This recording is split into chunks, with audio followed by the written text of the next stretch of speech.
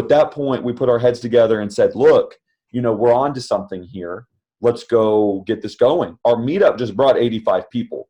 They're telling us, everybody's running up asking us when the next one is. It's time to file our papers and, monetize and create legitimate value. Not even just to make money, but, if I want to purchase a venue, I want to do it the right way. We don't need to go put down $75, $75 nothing, but $75 to a venue, that's a business transaction. And, we need to start keeping records of this. So in October of 2018, we launched Greenlight Events.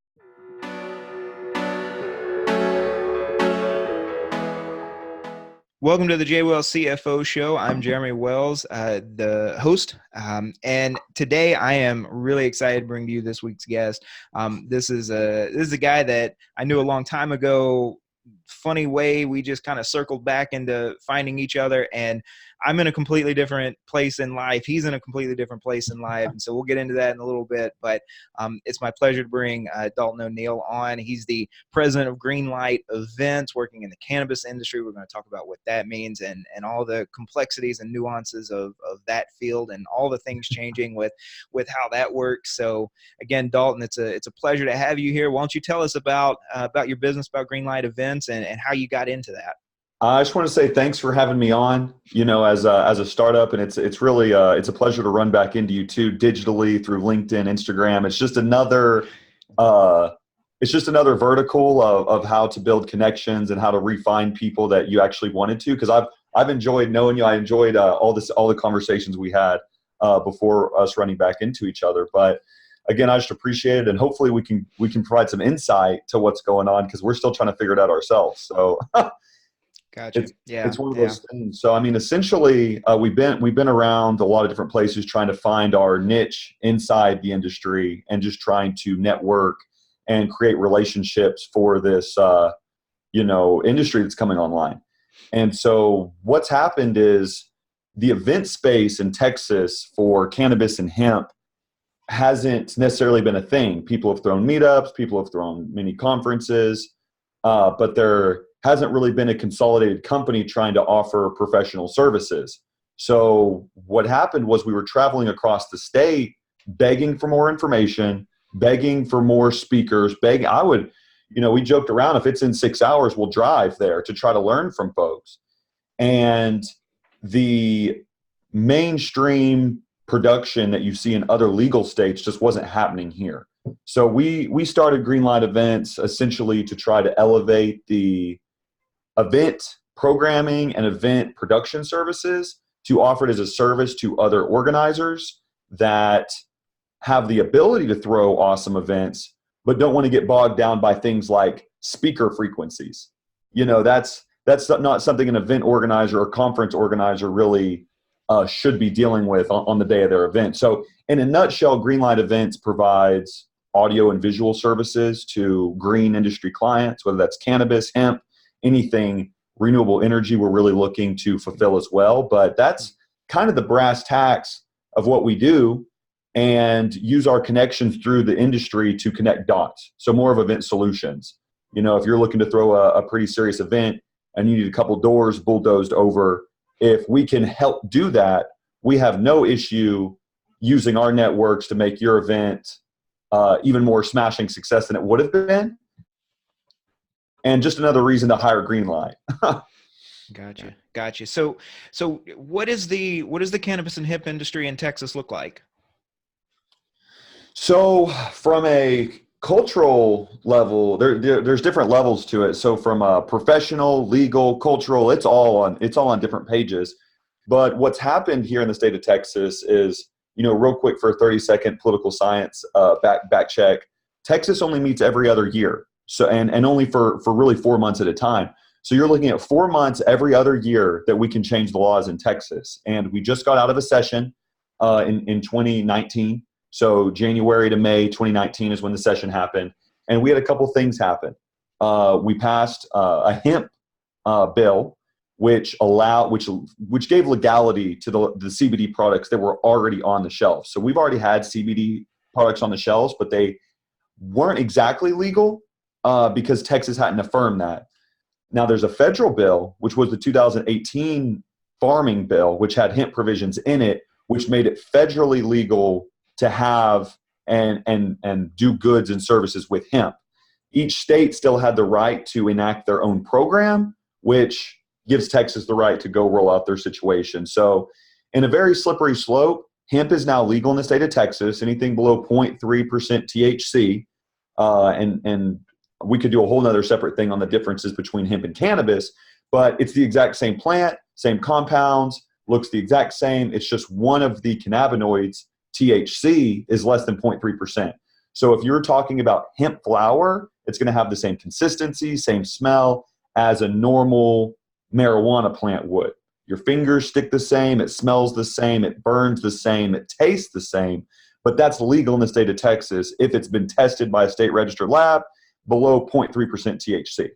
So I know that's a handful, but that's legal in the state of Texas. Now the products, if you wanted to farm hemp for commercial use, that is still illegal to date. The Texas Department of Agriculture is waiting on the United States Department of Agriculture to issue federal guidelines, because now we're talking about interstate commerce, we're talking about tax, bank, loans, crop insurance is a big deal here. Now that this is a federal commodity, it's not about different states. Oh, I don't want you coming through my county. That's a moot point. The goods are coming through your county, whether you like it or not, and these are the qualifications that the United States Department of Transportation, the lab testing, all these regulations are going to come out on federal legalization of hemp, which is already in play. So that's a handful on the hemp side. For marijuana, we've had a lot of states already bring on adult use. We've had a lot of states go full medical. Oklahoma actually has a very interesting program. They have one of the most progressive medical programs in the state because they leave it up completely to you and your doctor. So whatever doctor you have, your primary care physician, if you have a hangnail that's causing you severe pain and you believe cannabis can help you with it, that's a qualifying condition. In Texas, we've had a medical program since 2015 with a THC cap, so it's just glorified hemp. Now, the only conditions were intractable epilepsy. So that's a very, very small subsector. So if anybody asks you, is there medical marijuana in Texas? The answer is yes, since 2015. Now it's a BS program, and patients, it's not very compassionate, and it's called the Texas Compassionate Use Program. And the running joke is it's not compassionate. So, fast forward to 2017, no meaningful legislation gets done. Fast forward to 2019, and the Compassionate Use Program gets expanded to a few more conditions. I believe there's 10, including terminal cancer and a couple other things, opening the patient pool. So we're in historic times in Texas because now we have, multiple condition program that patients will be able to work with their doctors, work with their specialists to get a prescription or recommendation for medical cannabis in Texas, with the caveat of a 0.5% THC cap. I'm pretty sure that's still the number. There's people working on that, trying to raise the THC cap. So it kind of just goes down to THC versus CBD. Really one-to-one ratios are the best on the medicinal side to treat different things. But in Texas, we do have a hemp program. The medical cannabis program is coming online. Applications, if you wanted to apply to a Texas state licensed marijuana license, the application actually opens October 1st of this year, and it ends November 1st. So there's a 30-day window to apply for a medical cannabis license. It's a vertical integration. It's a big racket. The application fee's a lot. So again, we're not going to go down necessarily down. That's more on the political science side of it, but that's kind of where we're at regarding Texas. Again, Oklahoma's got a very progressive program. Mexico is talking about fully legalizing everything cannabis. Ex-President Vicente Fox was in Dallas a few weeks ago, and he laid it out very clearly that Mexico's ready to embrace this because they're tired of the drug war feeding American consumers going down in Mexico, and they're not getting any economic benefit from this. And lastly, I'll hit on it. I didn't hear him say it myself, but the Texas Governor Abbott has been quiet about these things, on the cannabis and hemp. He randomly says some things, but from a couple of sources we've got, he said this isn't agricultural, it's not retail, it's economic development for everything. This new industry brings together farmers, brings together producers, brings together equipment manufacturers, brings in the licensed professionals such as yourself, and people that we need to bring together. It's just creating business for the great state of Texas, national, international things. So, and in a nutshell, that's what we got going on here. And we're just playing a role on the event side. Well, I've got, that brings it back to my next question is, man, Daulton, you start this off saying you're an events coordinator, and you're just laying out all of these technicalities and details about, the future of what it sounds to me like the future of this industry in Texas. So we got a roadmap. I'm a practitioner. And so what, how have you been, how and why have you been getting yourself so educated in the details of this? And how does that relate back to how do you make events, planning these events, and what kind of events are we talking about that's helping this movement? So I'll tackle it in two separate parts. I'll start with the events and circle back. The events company and the events it's just a vehicle. It's very clearly just a vehicle. I was knocking on the door for almost a year trying to get industry leaders' attention, trying to get people in positions that I wanted to be in attention to do business with. And without a viable company in Texas, what are you doing? You're just running around telling everybody how it should go. And it's not that people don't necessarily respect that, but it's just you want a seat at the table, but you're not bringing anything to eat. So even if you don't need event services, I could pitch them to you all day long to get in the room. And that's kind of what we've done to start out with. But the reason there's multiple reasons why I take this industry so seriously, and a few are comical, but if you're more serious, I'm from the political science background and like just wanting to learn about politics. I'm a hardcore independent on a lot of things, pretty socially liberal, pretty fiscally conservative. I'm not going to go to say I'm full-blown libertarian, but I have a lot of libertarian principles. And the government needs to get out of this.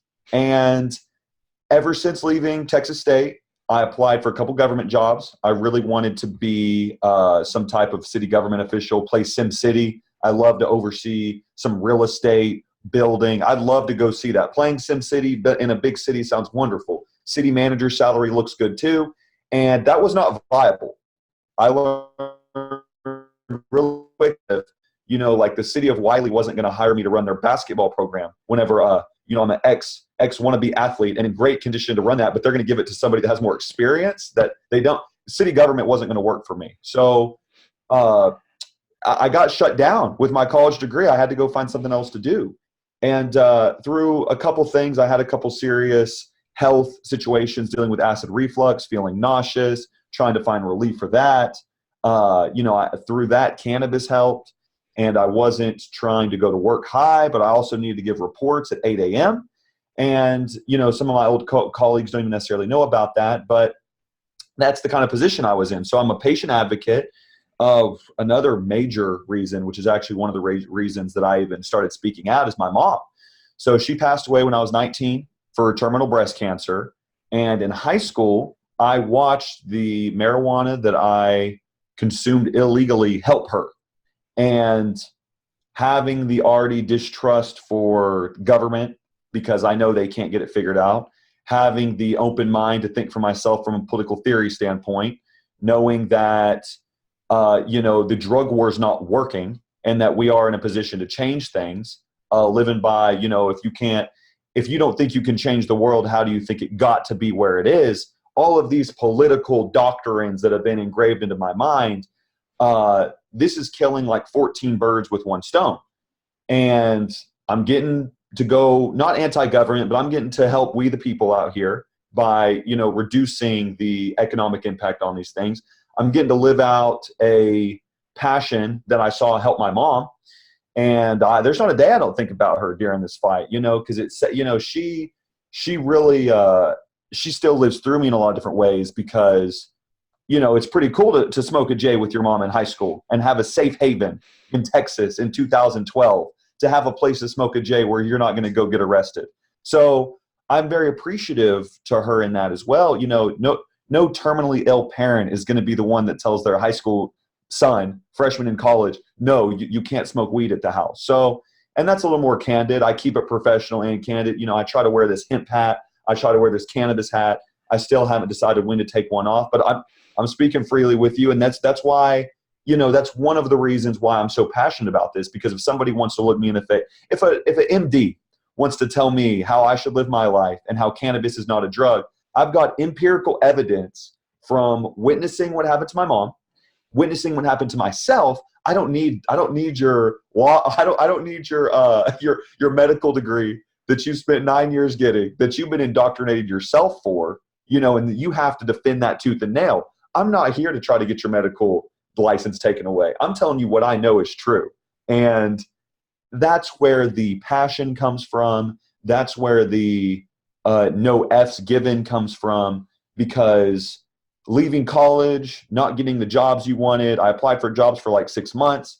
I had people saying, oh, why'd you even go to college? You know, and then self-doubt, trying to find a job. I literally, my favorite job I got was I literally found on Craigslist, and like literally I applied and it was like, let's go get it. It was the highest paying job I'd found, staffing travel nurses. And like, that's still my strongest professional career resume builder. I love that place. So just kind of circling back, I'm trying to build the story of why I want to do nothing else with my life other than push cannabis and hemp forward in Texas, nationally, and then globally. Because quite frankly, there's not any other skill sets that I've found I'm really highly qualified to do. Can't read or write that great. You know, I can't type. I still, you know, I was anti-typing in middle school. I was like, why do I have to do this? This just fulfills so many things for me not to at least bet whatever energy I've got right now on it. And so far, so good. Man, that's incredible. So I love the story of, you know, you taking that personal experience that for a lot of people could be a big downer, that could put people in a really bad place, and you took that and you turned that into the motivation to say, you know, and I'm talking about both the personal experiences with your mom as well as getting fresh out of college and just not being able to find, you know, decent paying work, and in the things that you trained for, in the things that you learned about, in the things you were interested in, and then nobody was you know, giving you any offers in that, and so you hit this point where you said, I'll make my own way then, you know, and I love that story. I love that story, but yeah. So I guess we should get to the point to where, you know, we give the listeners here a little bit of background, because before I came into accounting, I was teaching at Texas State University. There we go. Yeah. Eat them up. Teaching. That's right. Go Bobcats. Teaching at Texas State University, political science, and Daulton was a student in one of my classes. And so what he said about all of the, learning what to think, you know, that wasn't me. That you know, we didn't teach what to think. We taught how to think. Right. You know? And you just kind of picked up with that and ran with it, man. You know, you know, looking back, you're an example of what I was hoping that, and we as a faculty were hoping our students would do, was say, you know, this education may not have gotten us straight into a job, but it gave us the tools and the skills and the way of thinking that we needed to make it work, to figure it out for ourselves. And so, you know, that's incredible to hear. That's incredible to see. Obviously, I changed over into accounting. You went from that public policy, political science, I'm going to work directly in government, and you found a way to make that work, that you know, now you're trying to get yourself in from by going around it, right? So instead of going straight into government, you know, and having, you know, settling your issues there, you're trying to figure out a way to affect change, but in this way of much more of a facilitator, like you said, bring people together, that can make these changes. And you know, that's great, because you know, you got to start somewhere, and I think you're absolutely right thinking that, you know, no, as a 21, 22-year-old college graduate, you know, no, you're probably not going to start running a city. You know, and believe me, I was a huge fan of SimCity too. I had my years where I thought, you know, man, someday I'm going to be running this huge metropolis, and I'm going to have all the right answers. And thank God I'm not. Right. You know, but you know, thank God I'm doing just a little bit. I do. Yeah, absolutely. They're under fire too. You know, Dallas city managers haven't had the easiest run at it. So everything happens for a reason. You know? Absolutely, man. Absolutely. You know, I think it's one of those things that politics and power and all that seems really cool when you're young, right? And then you get to be an adult and you see what it really is and what it takes to be in that, and you think, you know, I can do a lot better job doing this my way as opposed to just trying to jump into that fray and do it that Oh, way. yeah. It's a lot less sexy too, and just, I mean, that's just the truth. And, it takes a little bit to break through. I did get pretty lucky with that job that I did have in between my college and entrepreneurial endeavors here, staffing travel nurses, cold calling, closing deals, working the lead to working the prospect to a lead to a deal, working with the compliance department. I didn't realize how many, really valuable skills I was learning. So I understand the need for some corporate experience for people really trying to make a deal or just hands-on, because I'm attacking it the same way. We got to take the prospect to a lead to close the deal. We got to make sure we're in compliance. We got, like our books don't look the best right now, but we got to work with the right professionals to ensure our longevity as a business. And, that's just kind of the way we're riding right now. But it's been fun, and I appreciate all the political science. I'm not talking about the political science department being teaching us what to think. I'm just talking about the public education system in general of lining us up and telling us to go do this, this, and this. Going to college wasn't even a choice. My grandma said, "You're going because that's what has to go." I didn't even really think that it was a good investment for myself at the time, but that was one of the things. You're going to go get they're indoctrinated to send these people even though they might not be qualified. So, my college GPA ended up being better than my high school because I realized somebody's paying for me to go here. This isn't punishment. Like, I need to go get this done. So it wasn't much better, but that's kind of how it went. So I'm appreciative of your class. I'm appreciative of all the faculty at Texas State. They're good people. I'm trying to give a plug out to our Bobcat friends because they're on. Once we've got some more credibility behind us, I'm ready to circle back with all these institutions I'm affiliated with and let them know how it's going to go. A tidbit that I've just learned from is the first 7 or 8 months I was trying to learn about cannabis, I would email mentors that didn't even realize they were mentors. I was just emailing, "Hey, this is what I think. This is the green initiative. How can you help me?" I'm getting crickets. People that want me to be successful, people that want me to be happy, but they just don't know how to help me. I'm running up on random people and I'm telling them all this intellectual property, truthfully, about what's going on. And they're like, "Oh, okay. Okay, like good, okay." And I'm like, "Help me. Somebody help me." Running up in the middle of Texas State Quad screaming, "Cannabis is a good thing. Let's go build businesses," with no context, I'm just going to look like an asshole. I got to come in there with my one pager that says, "Look, these are the policies. These are the statutes. These are the viable business opportunities. This is what your business college needs to be pushing. Don't just scream cannabis at all these kids. Like, these are the opportunities. This is what's viable. This is what's not. And let's go." And I'm not even ready to do that yet. I've just learned that when you want help from certain people, you got to give it in the context that they can even help, So, and that took me far too long to learn. I think that's, that's one of the drawbacks of the education system the way it is now is that, when I was in that position and the people who are still in that position, we were trained to help you think and to help you, digest the thoughts of leaders in the field, right? Take that information, break it down, rebuild it back together.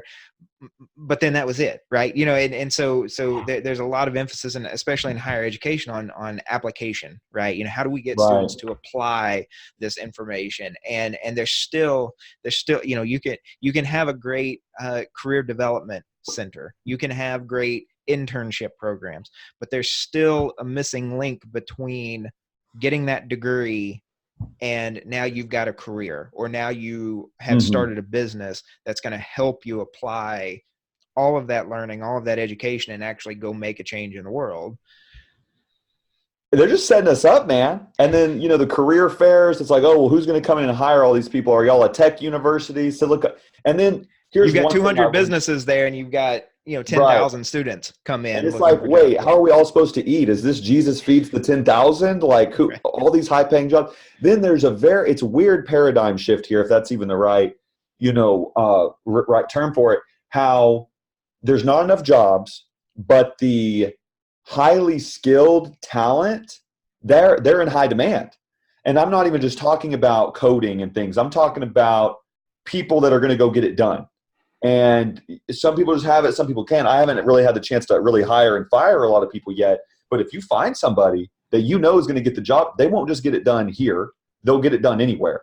And that's what I learned at my travel nursing job. It's like, you get in what you put in. So if you work that tail off, you're going to be able to make moves in there.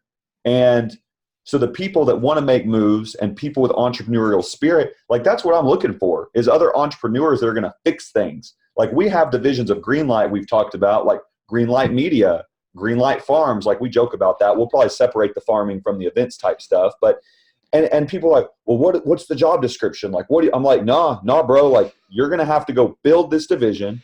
I'm not the media person, but we do have a bunch of in-house resources for you to call. If I give you 10 people's phone numbers and you say I'm with Greenlight, they're going to answer. So we're already giving you the tools to go build your own stuff. And we've run into a couple people like that, but that's how I'm kind of trying to build a business. Cause again, I'm not a chief operator at all. That's why I joke around about the bulldozer thing, because that's really the role I see myself in, is like tactical team. What doors do we need to open? What proposal do we need to give to who? What elbows do we need to greet? How are we going to provide value to the people we need the yes from? And that's the committee I need to be on. Not trying to make sure everybody's on time. Like that's worthless. I don't care who's on time. I just want the job done. Coming from like a younger perspective. Sure. Absolutely. No, I totally agree with that. So let's take a step back. I mean, this is a lot into where you're at now, right? You're thinking about you running this business, but let's go back to between that phase between you had that job and then you now you're running this business. Somewhere in between, you said the job's fine, but it's not really working. Right. I want to start a business, but you don't know anybody yet. You don't, right? So how do you make that decision to start a business? And what's the first thing you do? When did that breakthrough happen that made you think I've got a business now? So I remember there's a couple. This one's two-parted too. I was having vocal problems with my acid reflux situation at my job, and my job was very vocal intensive. So I was already trying to take a leave or just trying to quit. And see, I was in recruiting, so you can't just, if you have 30 recruits, you can't just leave for 6 months and come back. So I knew that the writing was probably on the wall there. And it was September of 2017, and it was my first cannabis conference in Los Angeles. So I saw an ad for it. I saw Cannabis Means Business. And, this is mom passed in 2014. Colorado adult use had been in 2014. I'd already been up there skiing. Like I've seen a dispensary. So I knew these things were happening. And this is 2017. And I just take a trip out to a cannabis expo in Los Angeles. And I don't even remember what I learned there, but I remember getting back and immediately putting in my 2 weeks and saying I need to get this acid reflux thing figured out. I'm going to focus on this, so it wasn't immediately quit your job, start a business. It was more of there's something here. You need to investigate this. Applications, compliance. I met this really wonderful a lawyer, very with it, very attractive, not just physically, but energy. I could tell this woman loved her life. And I was and she had just been in it for a year. And I'm wait, you mean you're the thought leader of pretty much this whole conference. You've been doing this for a year. And you look like I would love to hang out and get to know your friend. Yeah, let me find, because she's not going to go talk to me. I'm just a wannabe kid from Texas. Let's go build something.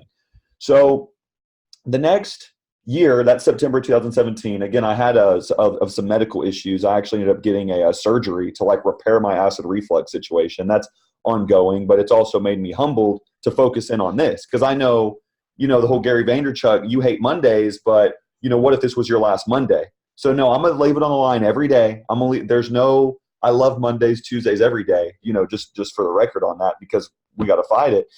But we started going to every cannabis event I could find. Facebook, Instagram, LinkedIn, Googling cannabis events. I told everybody I met that I was taking this dead seriously. And if it was within 6 hours of Dallas, Texas, I would be there. And I got a lot of friends that spend a lot of money on these type of things that I thought I could recruit into helping me build a business and find more out. I'm not going to say I was completely wrong, but still to be determined still. Daulton, we know cannabis is good. Oh, what are you doing? Why are you on Facebook screaming cannabis? Because you're spending X amount of dollars on it a month and you're not thinking about how to build a business and you're not thinking about what this means, global implications. This is before I knew about hemp. This is before I really understood anything about the laws. And for the next year, from September of 2017 until June of 2018, I was just networking everywhere I could go, everywhere I could meet, everyone I could talk to. And I had really had it. I was burnt out of not getting the answers I needed. I was tired of getting stonewalled. I had no logo. I had no company. I really had no respect. I was sending emails to people in positions that I wanted to be in. I was getting crickets. I was getting referred to people who didn't want to help me. So I kept getting referred to people that weren't in the position to help me. And so I was like, what am I supposed to do here? So we threw our first meetup, and that was what we did. I actually saw on a page somewhere. It was, I think in July of 2018, just through people we had met and a couple friends. We threw our first meetup, and like 30, 35 people showed up. And we were like, okay, people care. Everybody in the room was desperate to learn more about this. That we had patients, we had business owners, we had a filmmaker that just saw, and they were like, we got to learn. Cannabis. They come in there thinking I'm the expert because I'm the one that's putting together the meeting. I'm like, no, y'all don't understand. Like, I know nothing here. That's why we're having this meeting and trying to find more resources. So a few months later, we throw another meetup. It was at Tacos and Tequila in Dallas. They let us use their rooftop. 85 people showed up. We had 85 people in there, people with businesses, people with high-level connections, a couple of investors, and we just looked around like, yo, people were coming to our event trying to get to know us, thinking we know what's going on, and we don't. And I joke, we do a little bit, but, we got it down on ourselves here. And at that point, I had become friends through the networking with my business partner. His name's David Flores, and he's got a very extensive background with the plant, a lot more hands-on than I do. And because I have no practical experience with the plant, and also with a very high experience in audiovisual production, working in audio production for the past few years. So at that point, we put our heads together and said, look, we're on to something here. Let's go get this going. Our meetup just brought 85 people. They're telling us, everybody's running up asking us when the next one is. It's time to file our papers and monetize and create legitimate value. Not even just to make money, but if I want to purchase a venue, I want to do it the right way. We don't need to go put down $75. $75 nothing, but $75 to a venue, that's a business transaction. And we need to start keeping records of this. So in October of 2018, we launched Greenlight Events. And we've thrown a couple of events since then. We're trying to push it more on the service provider standpoint to provide high quality services, but we still throw our own meetups and our own events that we have creative control over. And it's just been a ride, man. And I'm pretty transparent with everybody we meet that we're here to connect dots at a higher level, but we're also just stashing all this IP. Throwing events gives us access to the best lawyers, the best CPAs, the best facilities, which is a big deal because standards are about to get rolled out with certain facility requirements. And if your facility aren't in those requirements, you're not going to be able to do national business and you're not going to be able to do international business. So you might be the mayor of West Palm Beach or something. I'm saying that because I think that's where you're at, right? You might have the best cannabis strain facility there, but if your facility isn't ready for federal legalization, you won't last. So not trying to spin down the circle, but the events company, it's just a vehicle. It's just we're bringing the energy places and we're trying to collect as many resources as we can, weed out the bad people. This industry is taking on I don't know the right word to use it. People from other states with failed cannabis operations are showing up in Texas because this is the last stand. People that are washed up real estate investors, that are nefarious characters, or, anybody that has a final hoorah, any type of con artist type person, why not come to Texas and get a share of the market of the cannabis industry? So when we're privy to that, and I'm just trying to work with anybody I can. So that's why we have checks and balances. We vet people out the best we can. We try to throw these events to meet the people, connect the dots. We get into trouble because we end up connecting people that end up screwing each other over, and they call us and we're like, yo, we didn't say go home with them. We didn't say, they were going to be a great person. We just said meet each other. And so that's where we're at, man. We've locked in a couple partnerships with people, working on some other strategic plays. We threw an unofficial South by show last year with a pretty, they're probably the most prominent cannabis business accelerator named Canopy Boulder in Colorado. And, just by sending an email, trying to build a relationship. So we create the platform, bring in the educated speakers, a la manufactured credibility. And that's what we're trying to push, man, is creating credible sources of information, credible events. If somebody, the first time I freaked out is when somebody told me, hey, I drove from Houston for your event tonight, and I'm driving back. I'd never met this person. I didn't even know they were coming. But when they shook my hand and said, thank you for doing this, I came here from Houston, I was like, oh, shoot, we're messing with people's time. We're messing with people's money. We better bring it. If I'm out here putting out there that you should come to our cannabis events, we better bring it, and we better make it worth you to come up here and drive. So, and you're in Dallas, so what's that, 5 or 6 hours? Yeah, right? Yeah, probably 4 or 5. We've thrown events in Austin. We've thrown events. We were part of an event in Corpus Christi. Being a service provider, if people have a budget, dude, we'll go wherever we need to go. That's kind of the play there, being a service provider. It's like, hey, if you want us to bring the energy and you see value in it is what we do, we'll be better. Our website's still not up. We're about to have our year anniversary, and the deadline for us to have our website up is going to be October 21st of this year, of 2019. So once our website is launched and the timeline of what it is that we've been doing is available, I think people will have a lot better understanding of what we're trying to accomplish. Right now, unless I talk to somebody one-on-one, who knows what we do? We're just rogue cannabis dudes screaming, we'll bring speakers. That's interesting. I think that in part shows what it takes to succeed here in 2019 and moving into 2020, because, it's really telling that you're talking about bringing people together and not just, not just potheads. I mean, right. you're bringing serious people. Yeah, right. Yeah. You bring serious business people together. You bring professionals together at what I'm sure is some classy events, some classy affairs, classy locations, right? But you don't have a website up yet. Right. You're just using you're using email. You're using word of mouth. You're using hustle, just getting out there and meeting these people. And it's I think it's really easy to look at these influencers and look at these big brands and look at, like you said, the Gary Vaynerchuks and these kind of people, and that have these huge organizations behind them that have this amazing web presence, and you're just pounding pavement and you're cold emailing people, and you're bringing this together, and so I guess to kind of wrap this up, if somebody's listening to this right now and is saying, what, this sounds like what I want to do. I've got, whether it's cannabis / hemp or something completely unrelated, I've got this issue that I really care deeply about. I've got this passion. Nobody's giving me a job in this. I'm going to have to do this my own. Where do they start? How do they start? What's the first step? So a lot of people hate this, and I've seen it, but I accidentally did it, and other people are doing it too. If there's a place that you want to be, you got to go volunteer and do that for free. Find whatever value you have. Go find the person that you really like or that you aspire to go be in the position of, and just email them relentlessly and find value. If they're having an event, this is what I would go volunteer at everybody's event I could go find. So, if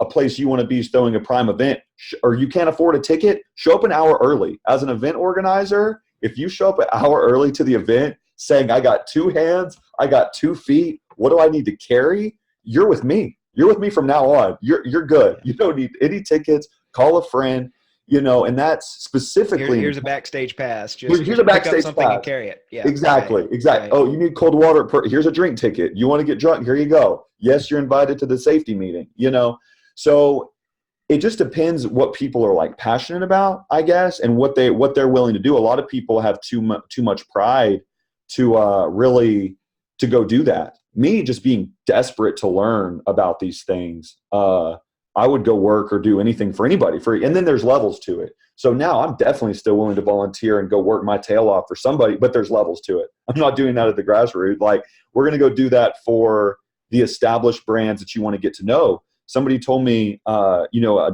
mentor, I'd say, just somebody trying to help. They said, if you want to open the best pizza place in the world, what do you do? And I said, I have no idea. Like, I'm thinking formula. I don't know. I'm just like, he's like, you go volunteer at the best pizza place in the world. You go tell them you're going to stay there until you have a job, until you have a key card, and that you're making the pizza yourself. And you tell them like, hey, in a year, I'm making my own pizza place, and yeah, that works. And yeah, that might be, that might be like a proverb that isn't exactly, work out. We have lawyers, we got intellectual property situations going on, but that's what I would say to do. Nobody is going to hand anybody anything. I learned that too, especially being like a millennial type person at my other job. I was thinking, oh, well, you already have 30 nurses. Why can't you just give me one? Literally, I was thinking, I'm trying to have job security. I need more nurses for my job. And it's like, why would anybody just go give you a nurse? Nobody owes you anything. Nobody, literally. And I got to give my dad credit for this, because whenever I was crying, I couldn't find a job out of college. And I told him, like, hey, I can't find a job. Like, I want a job that makes X amount of money a year, because that's what I thought was going to happen. And, I built a budget for this fun life. I'm like, I'm trying to get an apartment and all. And he literally looked at me and said, nobody owes you shit. You sound like an entitled little bitch. And like, if I ever hear you say that again, like, don't ask me for anything, because I didn't raise you like that to be entitled. And I didn't realize it was entitlement coming out. I was just like, man, somebody help me. Then you get this perspective that the world's suffering. People don't have clean water. People don't have food. People are literally suffering every day. And I'm over here worried because I'm not getting a handout of a job that I think I'm entitled to for some reason, because I went to wherever. And so to summarize what you're saying, nobody cares. Nobody's going to give it to you at all. Like, and still, we haven't made it yet. We're just trying to we're trying to claw an inch, and we're clawing for every inch we get. And I love the journey too. If you don't love the journey, if you're not willing to claw for it, it's not going to work. So also don't get your mental health wrapped up into it. Cause like, yeah, there's days I'm super sad. Like, there's days where I'm like, oh, it'd be a lot more fun to go do blank right now, but I'm wearing 13 different hats. And like, these people are once you're in the game, your value is there. Like, if you get the attention of the people you want, now it's time to execute. Everybody has 10,000 ideas. Okay. Everybody's got ideas now. Once you got one idea that you can prove, now there's unlimited ideas. And it's now about what's going to work, what's going to execute, and like where you want to be. So, either volunteer to the people you want to be, get ready to claw an inch. And, I really think that there's something with the social media to project what you want. A late friend named Mark Linday, I wish I had something. We're going to have to circle back on him. He makes hemp plastic pens, and he actually made the pen that Mitch McConnell signed the Farm Bill with.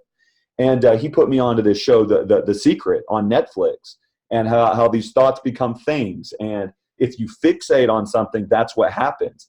And I didn't realize I was already doing that. Like in high school or college, let's think about throwing a party. Let's think about going to do this. They became things. So if you reprogram your brain into thinking positive things, having gratitude for what you have, and if that's a rooftop and that's clean water to drink, then you're already doing better than I'm not going to go put numbers on it, but you're in a better spot to succeed than anybody else. So if you can't figure out that you're lucky as hell to be living in 2019 with resources available, and you have an iPhone and you're not out there DMing people, emailing people, nobody cares. Nobody's going to go do this for you. Like, literally nobody. I literally got tendonitis in my left thumb from pounding the pavement too hard. Seriously. I had to go tell my doctor that this morning. I'm going to go pick up a steroid. And it's like, okay, being debilitated with this wannabe tendonitis, you know, I also had to stop playing Xbox and things. That's just sharing more with you. But it's like, there's a physical cost to all of this that you've got to be ready to go sacrifice if you really want to do something. So those are the three things I've got. You know, nobody cares, nobody owes you anything. You got to go work for it. So, and again, we haven't made it yet. I want to make that very clear to anybody listening. Sir, check back with us in a year, please, and see where we're at. We're definitely gonna have to do that. We're definitely gonna have to schedule another interview so we can bring you back on for an update on the cannabis and hemp industry in Texas, on the business, on yourself, because I just went on Instagram Live all of a sudden. I was trying to, shout out to the mad professor over here, JWellsCFO. There you go, man. There you go. Appreciate that. So yeah, if listeners want to get a hold of you, so that, you know, if they've got questions or if they just want to, you know, follow in your footsteps and pursue their own passion, what's the best way for them to get a hold of you? For the quickest response, seriously, in a funny way, like LinkedIn or Facebook message, like that's available. Like I would rather LinkedIn message somebody back than try to schedule a time to call them. That's just the truth. But my email is Daulton, DAULTON, D O'Neill, ONEILL at Gmail. I mean, the best way to really see what we're up is just follow us on all these social media accounts and try to just go look back at the history. If somebody's really actually interested, if we ever get a website up, which we should, then our website will share kind of what we're doing. But you know, right now I'm representing Greenlight on this podcast, but there's also a couple other organizations that I've taken roles in, and they'll have their time of day as well. We're also trying to plant hemp in Texas. So, you know, the day it's legal to plant hemp anywhere, I'm going to be there trying to selfie stick, like planting this hemp seed because it smells good out there. So looking forward to seeing that, man. Looking forward to seeing that. Well, yeah, we gotta awesome. Get you back to Texas, man. Absolutely. We'll get links to all that down in the description and the show notes so that people can get that information. But I do want to thank the listeners and the viewers here on YouTube. I appreciate you watching this. Want to especially thank Daulton for coming on here and sharing this. Like I said, we're definitely have to get you back for some updates on all this. I am Jeremy Wells with JWellsCFO. You can follow JWellsCFO on Facebook, Instagram, LinkedIn, all the major social media outlets.